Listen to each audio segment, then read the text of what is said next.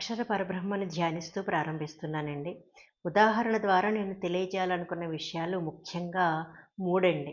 ఆ మూడు ఏమిటి అంటే, సృష్టికి కర్త ఒక్కడే. ఆయన సృష్టించిన మానవులంతా ఒక్కటే. ఆ మానవులందరి ధర్మము ఒక్కటే. ఇదండి నేను తెలియజేయాలనుకున్నాను.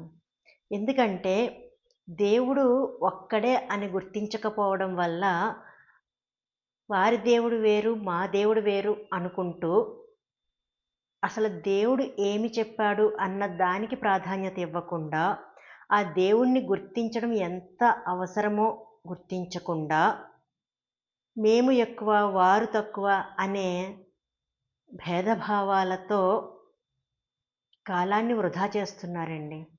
సమాజంలో కూడా శాంతిని భగ్నం చేస్తున్నారు. ప్రశాంతంగా జీవించే వాతావరణం కనుమరుగైపోతుంది. ఎవరూ ఎవరిని నమ్మలేని పరిస్థితి. ప్రతి ఒక్కరూ పక్కవారిని ద్వేషించే పరిస్థితి. ఎవరూ ప్రశాంతంగా జీవించలేకపోతున్నారు. దీనికి కారణం ఏమిటి అంటే, మనుషులు అసలు దేవుడు ఎవరో తెలుసుకోలేకపోతున్నారు. ఆ దేవుని అభీష్టం ఏమిటో తెలుసుకోలేకపోతున్నారు. ఆ దేవుడు పంపిన ధర్మం విషయంలో గందరగోళానికి గురవుతున్నారు. ఆ ధర్మం ఏంటో తెలియకపోవడం వల్ల అధర్మవర్తనులు అయిపోతున్నారు. కాబట్టి నేటి అవసరం ఏంటి అంటే, ఈ మూడు విషయాల్ని ప్రజలు గమనించాలండి, గ్రహించాలి, గుర్తించాలి. మరొక్కసారి చెప్తున్నానండి, ఆ మూడు విషయాలు ఏమిటి అంటే, సృష్టికి కర్త ఒక్కడే, అతను సృజించిన మానవులంతా ఒక్కటే, అతను మానవులకి నిర్దేశించిన ధర్మము ఒక్కటే. ఈ మూడు విషయాల తర్వాత ధర్మం అంటే ఏమిటి అనే మూడు విషయాలు కూడా మనం చూడాలండి.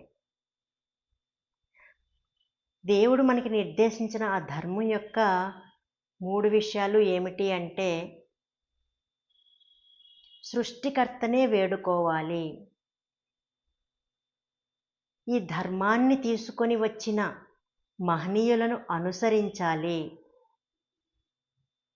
తోటి మానవుల సేవ చేయాలి. మీరు ఏ గ్రంథమైనా తీసుకోండి, ఏ మంత్రమైనా, ఏ వచనమైనా, ఏ శ్లోకమైనా, ఏ ఆయతైనా ఇదే తెలియచేస్తుందండి. కావాలంటే చూడండి, సృష్టికి కర్త ఒక్కడే అని నేను ఎలా చెప్పాను? అది నా సొంత మాట కాదండి. గ్రంథాలలో దేవుడు తెలియచేశాడు. చూడండి, భగవద్గీత 10వ అధ్యాయం 8వ శ్లోకం. అహం సర్వస్య ప్రభవో మత్తః సర్వం ప్రవర్తతే ఇతి మత్వా భజంతే మాం బుధాభావ సమన్వితాః.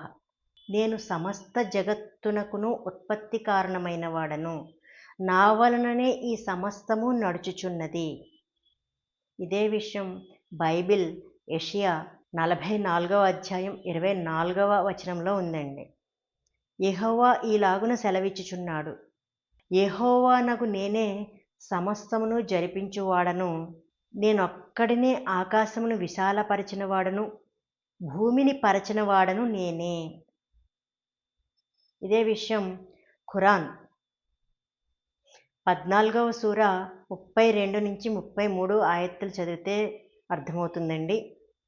భూమిని ఆకాశాలను పుట్టించినవాడు, ఆకాశం నుండి నీళ్లను కురిపించినవాడు, దాని ద్వారా మీ ఆహారం కొరకు రకరకాల పంటలను సృష్టించినవాడు, తన ఆజ్ఞానుసారం సముద్రంలో నడవాలని పడవలను మీ సేవకై ఉపయుక్తం చేసినవాడు, నదులను కూడా మీ సేవకై మీకు ఉపయుక్తం చేసినవాడు, నిరంతర ప్రయాణం చేస్తూ పోతున్న సూర్యచంద్రులను మీ సేవకై మీకు ఉపయుక్తం చేసినవాడు, రాత్రిని పగలును మీ సేవకై మీకు ఉపయుక్తం చేసినవాడు, మీరు అడిగిన సమస్తాన్ని మీకు ఇచ్చినవాడు అల్లాహే.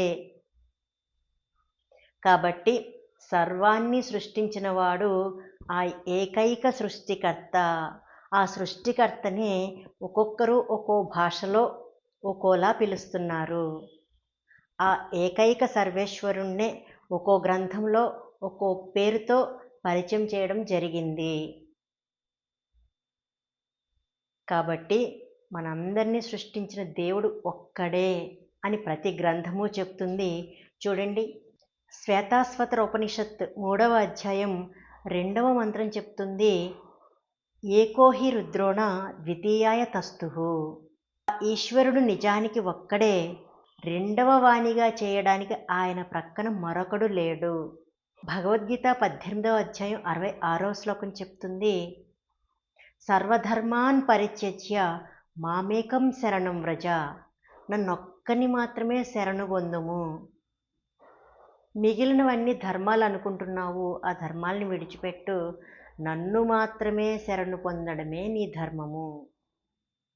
బైబిల్ యెషయా 43వ అధ్యాయం 15వ వచనం, యెహోవానగు నేనే మీకు పరిశుద్ధ దేవుడను.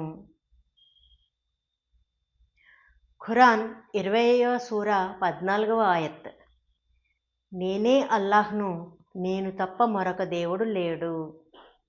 కాబట్టి మరొకసారి నేను విన్నవించుకుంటున్నాను, ఉదాహరణ ద్వారా నేను తెలియజేయాలనుకున్న విషయాలు ముఖ్యంగా 3.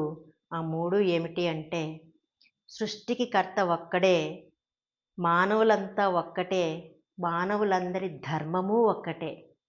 మరి ఆ ధర్మము ఏమిటి అంటే 3 విషయాలండి.